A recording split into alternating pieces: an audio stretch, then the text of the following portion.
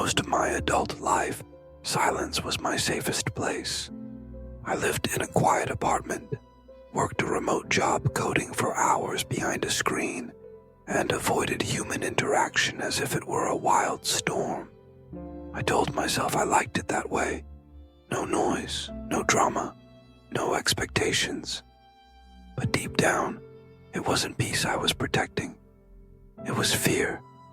Fear of being judged, of saying the wrong thing, of simply being seen. Even ordering coffee made my palms sweat.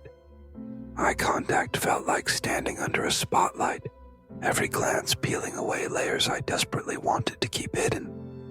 I knew it wasn't normal, but I convinced myself I was just introverted. That word became a shield I used to justify the emptiness I felt every time I walked past groups of people laughing or families sharing meals. Then one ordinary Tuesday, something shifted. I was carrying my groceries when an old man from the second floor held the lobby door open for me.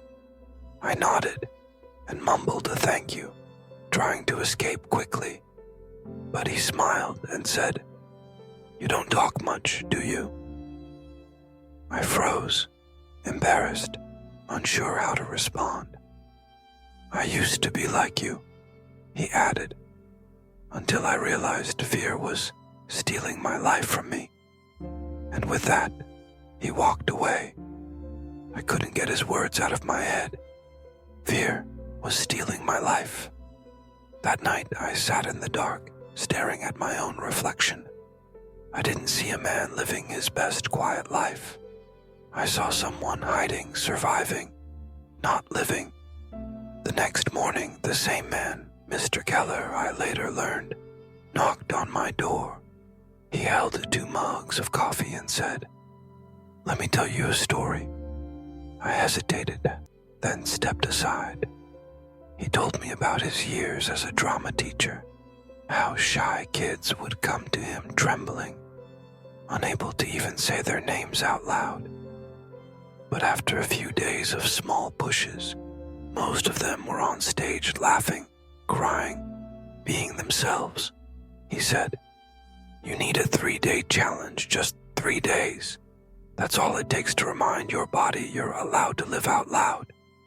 I wanted to laugh it off, but something about his eyes, kind, steady, and absolutely certain, made me want to believe him.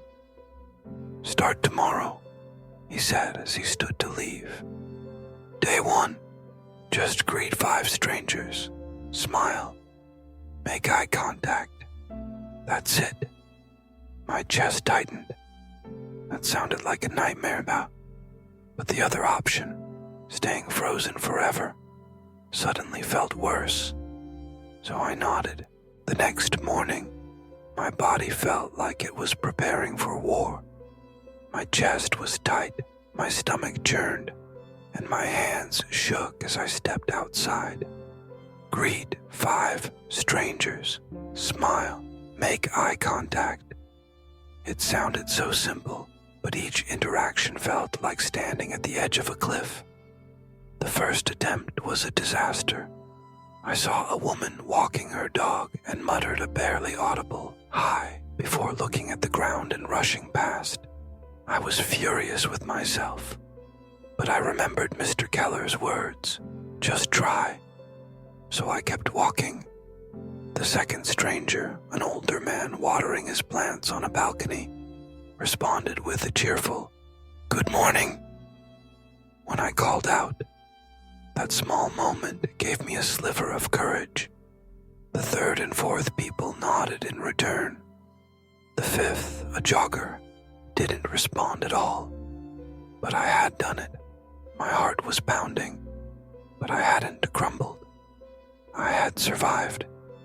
That evening, Mr. Keller was waiting in the hallway with a proud smile. "See, you lived," he said. "Day 2 was harder. Share something personal with someone," he told me. "It doesn't have to be deep, just real." I chose the barista at the coffee shop. I'd been going there for years, but never said more than my order. That morning I hesitated, then blurted, "I work from home and don't talk to people much. I'm trying something new." She looked up from the register and smiled warmly. "That's really brave," she said. "It's nice to meet you." Her response nearly broke me. It was so kind, so genuine, that I felt the weight I'd been carrying shift.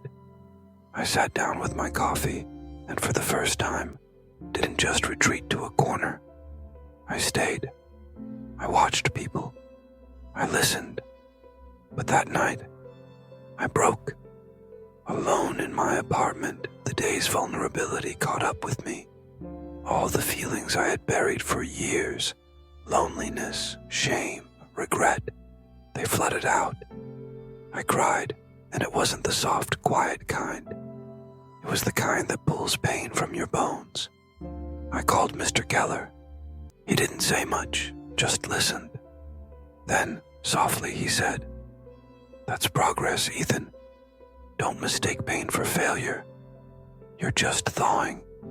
Thawing." That word stayed with me. I'd been frozen for so long, numb and unreachable. And now, because of a few small steps and the kindness of a stranger and an old man's belief, I was melting.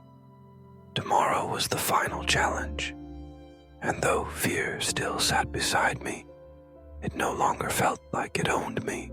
The morning of the third day, the sky was gray and heavy. It felt fitting. My final challenge wasn't just about speaking. It was about standing in front of others, completely seen. Mr. Keller met me at the community center. He'd arranged for me to join the open mic night they held every Friday. Nothing fancy, just a few folding chairs, a mic, and a handful of people from the building. My name was on the list. I was the last one. I sat through poems, songs, and short stories, my hands clenched tight in my lap. My mind begged me to leave, to escape, to undo everything I had started. But another part of me, a quieter, steadier voice, told me to stay. That same voice had whispered during the grocery door moment, had steadied me during the barista's kindness, and had carried me through my tears. When my name was called, I stood on trembling legs. The mic felt too close. The silence in the room was deafening. I took a breath, and then another. "I used to think I was just shy," I began. But really, I was afraid of being seen, of messing up, of being told I wasn't enough. My voice cracked, but I didn't stop. I've spent years hiding from people, not because I didn't care, but because I cared too much. I thought if no one saw me, no one could reject me. But being invisible hurts too. There was a quiet stillness in the room, not awkward, but soft, gentle. "I don't have a poem or a song," I said. "I just have this moment, and I guess I wanted to show up for it." A pause, and then applause. It wasn't thunderous, but it was warm, real. I saw smiles, some teary, some proud. Mr. Keller stood in the back, his eyes glassy, nodding slowly. I stepped off the stage, and something inside me had shifted. I wasn't perfect. I hadn't performed, but I had spoken. I had shown up, and I had been heard. In the days that followed, nothing around me changed, but everything inside me did. I still got nervous. I still hesitated sometimes, but I no longer mistook fear for truth, because fear had told me I wasn't enough. But those 3 days proved I was.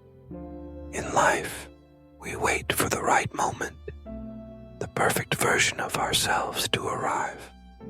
But what if the real freedom comes when we stop waiting and start showing up, messy, scared, and real? Don't let fear rob your voice. Speak, even if it trembles. Someone is always listening. If this story moved you, Feel free to like, share, or comment below. And if you'd like more stories like this, consider subscribing. You're never alone in your journey.